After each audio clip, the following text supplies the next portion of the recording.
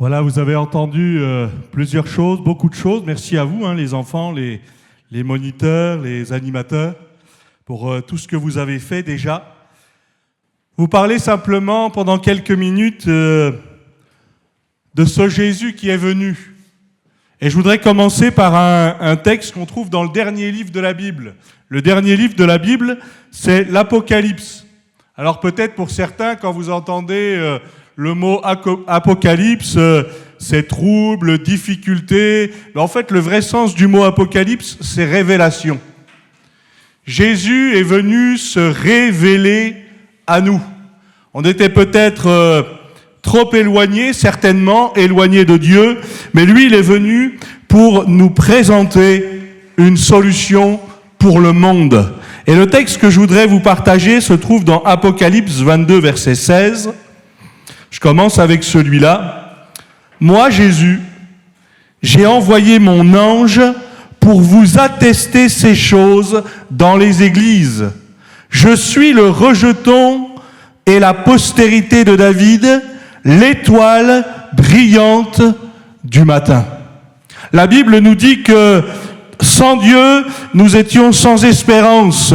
Nous étions dans le noir complet. C'est ce qu'on appelle le tohu-bohu, le chaos. C'est l'état de la terre au départ. La terre était informe et vide. C'était le chaos, le tohu-bohu. Mais Jésus lui est venu, l'étoile brillante du matin, celle qui donne une espérance, celle qui donne un cap, celle qui donne une solution là où plus personne n'en avait. Et peut-être que c'est ce que tu vis. Je ne sais pas ce que représente Noël pour toi. Tout simplement vous dire, et vous le savez sans doute, que Jésus n'est certainement pas né un 25 décembre. Parce que le 25 décembre, c'est pas ça qui importe. C'est qu'un jour Jésus soit venu. Qu'il soit venu en décembre, en janvier, en février, en mars, en avril, comme vous voulez, peu importe. Ce qui compte, c'est qu'un jour, il soit venu sur cette terre pour nous apporter le miracle, pour nous apporter la solution, pour nous apporter ce que personne d'autre ne pouvait nous apporter. Parce qu'il est capable de tout. Il peut tout pour chacun d'entre nous. Et ce côté étoile brillante du matin, c'est celle qui dure toujours. Il est et il sera toujours, pour ceux qui croient en lui, notre espérance, notre confiance. Nous pourrons toujours nous appuyer sur lui. Si vous avez fait quelques expériences, parfois on a fait confiance dans certains hommes, on a fait confiance dans certaines organisations, on a fait confiance dans un tas de choses finalement. Puis on a été bien souvent déçus. Mais quand je fais confiance à Jésus, bien je peux m'apercevoir que lui, il a tout prévu. Bien avant chacune de nos naissances, il avait déjà tout prévu. Il a un avenir fait d'espérance pour toi. Et un peu comme on peut prendre l'exemple de ces marins qui vont voguer dans la nuit noire, où il n'y a là aussi plus d'espérance, ils ne savent plus où ils en sont, et d'un seul coup, l'étoile apparaît. Et là, ils retrouvent la direction. Parce que c'est ce que le Seigneur est venu faire. Il est venu nous montrer une direction. Je voudrais aussi vous partager ce texte qu'on trouve dans Psaume 147. « Il guérit ceux qui ont le cœur brisé, il pense leurs blessures, il compte le nombre des étoiles, il leur donne à toutes des noms. Notre Seigneur est grand, puissant par sa force, son intelligence n'a point de limite. L'Éternel soutient les malheureux. » Je voudrais insister simplement aussi sur ce texte en nous rappelant qu'il est capable de guérir quiconque, esprit, âme et corps, peu importe quelle serait ta souffrance. Je ne sais pas si vous connaissez un bon médecin. C'est important d'avoir un bon médecin, pour ceux qui ont la chance d'en avoir, puisque maintenant c'est de plus en plus difficile, il faut être honnête. Mais quand on connaît un bon médecin, on veut le garder. Des fois, on veut même le garder pour soi. Mais aussi, si on a un peu de bon cœur, on veut le partager aux autres. En disant, mais moi, je connais quelqu'un qui est capable de te soigner. Mais même si vous avez le meilleur des médecins, ou peut-être quelqu'un est médecin au milieu de nous, peut-être que vous avez de quoi vous soigner pour certaines choses, mais pas tout. Quand le Seigneur est venu, lui, il veut s'occuper de tout notre être entier. Il nous apprend tout simplement que quoi qu'on fasse, et peu importe ce que nous sommes pécheurs dès le commencement. Et derrière le mot pécheur, comprenez aussi le mot malade. Nous avons besoin d'être soignés et guéris. Et il n'y a que le Seigneur qui soit capable de faire cela. Encore une fois, moi je ne sais pas quelle serait ta souffrance aujourd'hui, mais Dieu le sait, Dieu la connaît, et Dieu ne se contente pas de dire « je connais ta souffrance, bon courage ». Non, j'ai aussi une solution pour toi. J'ai aussi une solution pour ta vie. Et au travers de ces quelques textes que je vous ai partagés, et en particulier le texte dans les psaumes, peut-être je voudrais le relire. Non seulement il guérit ceux qui ont le cœur brisé, il pense leurs blessures, mais le verset 4 nous dit « Il compte le nombre des étoiles et il leur donne à toutes des noms. » Alors aujourd'hui, avec les moyens que nous avons, on peut compter un certain nombre d'étoiles. Est-ce qu'on peut compter toutes les étoiles? Je ne crois pas. C'est un peu ce qu'a dit le Seigneur, l'Éternel, à Abraham. Quelle sera ta postérité? Et là, il lui a dit, si tu peux compter les étoiles, tu sauras quelle est ta postérité. Et peut-être de dire que si le Seigneur connaît le nombre d'étoiles et qu'il leur a donné à toutes des noms, croyez-moi, il vous connaît. Croyez-moi, vous êtes aussi connus par votre nom. Peut-être des fois, j'aimerais bien être reconnu. D'ailleurs, le principe d'étoile, c'est star. On a tous vécu peut-être à un moment donné ça dans notre vie. J'aimerais tellement être une star. J'aimerais tellement être au top sur TikTok, sur Facebook et tous les réseaux sociaux. Puis après, on découvre qui on est. Puis on se dit peut-être qu'il vaudrait mieux que je me cache et je veux que l'étoile brille moins qu'avant. Mais se dire aussi qu'il nous connaît par notre nom, ça veut dire qu'il est capable de s'occuper parfaitement de nous. Il y a quelques années, à Nancy, un homme devait être opéré de la jambe, on devait l'amputer. Je ne sais plus si c'était la jambe droite ou la jambe gauche, sauf que son dossier médical avait été mal étiqueté. Et au moment de l'opération, le médecin a suivi ce qui était écrit. Mais il a coupé la mauvaise jambe parce qu'il s'est trompé de patient. Avec le Seigneur, c'est un drame pour lui, on l'entend, et ça doit être assez terrible à vivre, on le comprend. Mais ce que je voudrais vous dire au travers de cet exemple, c'est que nous, on fait des erreurs et on en fera encore. On peut se tromper. Mais lui ne se trompe pas. Lui sait exactement, encore une fois, quel est le besoin de ta vie, quel est le besoin de ton cœur. Blaise Pascal disait qu'il y a dans le cœur de l'homme un vide en forme de Dieu. Et moi j'aime bien cette expression, parce qu'il y a aussi un vide dans chacun de nos cœurs que seul Dieu peut combler. Mais encore faut-il lui laisser la place parce que la Bible dit que Dieu ne forcera jamais la porte d'un cœur.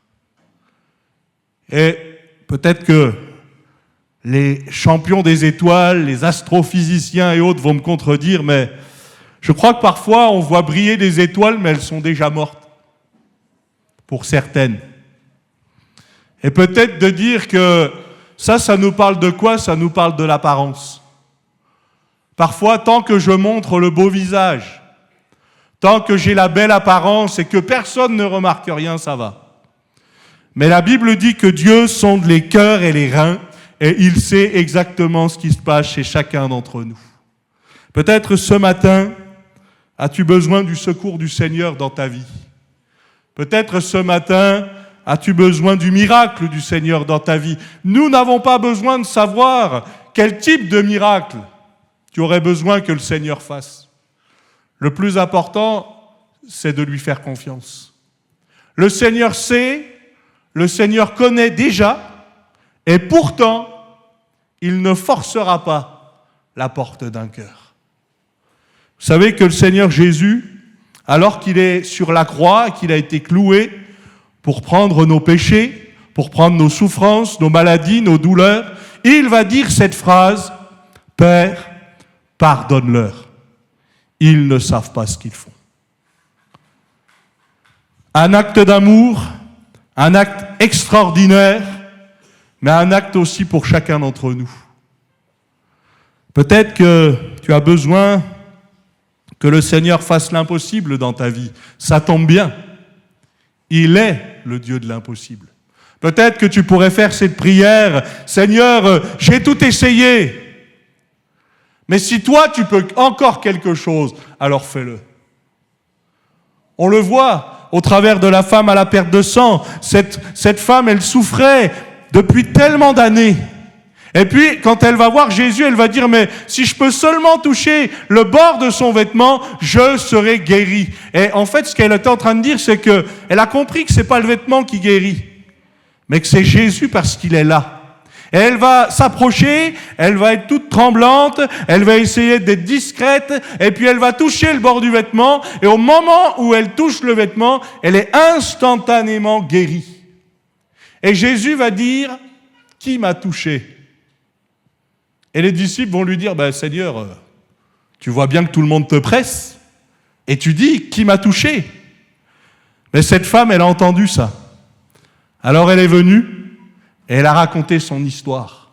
Elle voulait être discrète, et je pense qu'elle était humble aussi par ce moyen-là, mais elle a été entièrement guérie. Sa vie, si vous me permettez de le dire comme ça, mais a été complètement transformée. Pourquoi? Parce qu'elle avait rencontré l'étoile brillante du matin, qu'il s'était occupé de son problème, il n'y avait pas eu d'erreur de diagnostic. Après tellement d'années de souffrance, tellement d'essais, de traitements, et rien ne changeait. Mais quand elle a rencontré le Seigneur, tout a changé dans sa vie. Et ça, c'est qu'un témoignage parmi tant d'autres, parce que au milieu de nous, vous pourriez venir et prendre ce micro et dire, moi aussi, un jour, j'ai fait confiance au Seigneur, voilà ce que je vivais, il n'y avait plus de chance pour moi, il n'y avait plus de solution. Un jour, mes parents ont entendu de la part du médecin ce que je vous souhaite jamais d'entendre. Allez voir votre enfant une dernière fois, il ne passera pas la nuit. Mes parents étaient croyants, donc ils ont fait prier les églises. Mon papa était pasteur, donc beaucoup ont prié. Et puis, je suis là pour vous parler, donc c'est qu'il y a eu un miracle quand même quelque part. Hein. Mais le lendemain, quand mon père est allé, je peux vous le dire quand même, il s'est pris un PV parce qu'il a roulé un peu vite pour venir me retrouver. Bon, je lui pardonne ce PV-là. Et puis, arrivé devant le médecin de dire, mais monsieur Huot, on ne sait pas ce qui s'est passé. Mais votre enfant va vivre. On a fait tout ce qu'on pouvait, mais on ne pouvait plus rien pour lui. Mais il va vivre. Ça, c'est ce que le Seigneur est capable de faire. Au-delà de toutes les sciences, au-delà de tous les miracles, on va dire, même de la médecine. Et merci Seigneur pour ça. Moi, je crois qu'il faut savoir dire merci aussi parfois pour la chance qu'on a de pouvoir être soigné comme on l'est, même si on n'est pas toujours content de l'attente, et même des traitements. Mais je crois que c'est important de se rendre compte. Mais au-delà de ça, quand plus personne ne peut plus rien, quand après avoir tout essayé, il ne se passe rien, eh bien c'est là que Jésus prend le relais. Et qu'il dit, et qu'il pourrait te dire, eh bien si tu me fais confiance, je peux changer ta vie. Je peux changer ta situation. Je peux changer ta famille. Je peux changer ton environnement. Fais-moi confiance. C'est comme s'il disait à quelqu'un, mais de toi-même, tu ne peux rien. Mais moi, je peux tout. Alors, mets ta confiance dans celui qui peut tout. Et peut-être qu'aujourd'hui, voilà ton besoin. Et je t'invite simplement à faire cette prière très simplement. Seigneur, si tu peux faire quelque chose dans ma vie. Et même dans votre tête, vous pouvez le dire. Vous n'êtes même pas obligé de le dire à haute voix. On n'est pas obligé d'être au courant. Parce que le plus important, c'est que Dieu l'entende. Et Dieu entend la voix des larmes, la Bible nous dit. Mais tu pourrais faire cette prière dans ton cœur, et même à haute voix si tu le désirais. Seigneur, viens et fais ce que personne d'autre ne peut faire. Montre-moi que toi, tu es capable de faire ce que personne d'autre ne peut faire. Et moi, je peux vous garantir que ce n'est pas une prière vaine, ce n'est pas une prière en l'air, c'est une prière qui est entendue de Dieu, et Dieu est déjà en train de l'exaucer. Pourquoi ? Parce qu'il tient toujours parole. Il fait ce que sa parole dit. Si vous êtes là, ce matin, amis, frères et sœurs, c'est un effet de la grâce de Dieu. Moi aussi, si je suis là, c'est un effet de la grâce de Dieu, c'est tout. Parce que lui nous garde, parce que lui nous protège, parce que lui nous entoure par devant et par derrière. Et puisque le thème, c'est le thème étoile, il nous éclaire, il nous montre le chemin. Peut-être que tu es dans une situation où tu ne vois plus de solution. Mais lève tes yeux vers le Seigneur. Laisse Dieu faire ce qu'il a prévu de faire dans ta vie. Je peux te dire, tu ne seras jamais déçu. Parce qu'il est même capable, et je termine avec ça, de faire infiniment au-delà de ce que nous pensons, même espérons. Est-ce qu'on peut fermer nos yeux quelques instants ? Y a-t-il quelqu'un, pendant qu'on ferme nos yeux, on est dans le respect les uns des autres, très, très courtement, mais s'il y avait quelqu'un, voilà, tu as entendu ce qui a été dit, tu as entendu le message, tu connais le message, si tu veux faire l'essai, et dire au Seigneur, mais moi, voilà ce que je vis. Voilà ce que je rencontre. Et encore une fois, pas devant tous, mais simplement en levant ta main et en disant, moi j'ai besoin de la prière. Moi j'ai besoin du secours de Dieu. Peu importe ce qu'il va faire, je suis prêt à lui faire confiance. Alors s'il y avait quelqu'un au milieu de nous, très très simplement, je t'invite très simplement à lever ta main. Tu peux la lever, la baisser ensuite. Il n'y a pas besoin de faire de décorum, que le Seigneur te bénisse. Y a-t-il encore d'autres personnes ? Plusieurs, vous levez votre main. Dieu vous voit, Dieu vous connaît. Dieu sait ce que vous êtes en train de vivre. Y a-t-il encore quelqu'un ? Que Dieu te bénisse, que Dieu vous bénisse. Des jeunes, des moins jeunes, qui réclament le secours du Seigneur. On veut prier pour vous. On veut demander au Seigneur sa grâce. Y a-t-il encore quelqu'un ? Voilà, plusieurs, vous avez levé votre main. Encore une fois, je ne vais pas vous embêter, moi.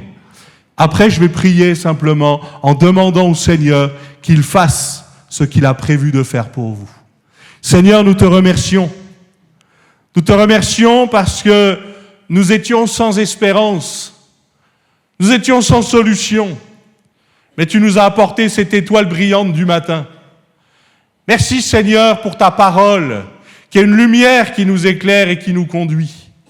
Je te prie pour ces personnes qui ont levé leurs mains, et derrière ces personnes, il y a tous ces problèmes qu'ils t'apportent au trône de la grâce. Et c'est ce que je veux t'apporter aussi ce matin. Viens faire une œuvre miraculeuse dans leur vie. Tu l'as fait pour tellement et tu veux continuer de le faire. Le temps des miracles n'est pas passé. Viens le faire. Viens agir dans les cœurs. Viens agir dans les corps. Viens agir dans les familles. Comme toi seul, tu sais le faire. Seigneur, nous voulons te faire pleinement confiance parce que tu es le maître des temps et des circonstances.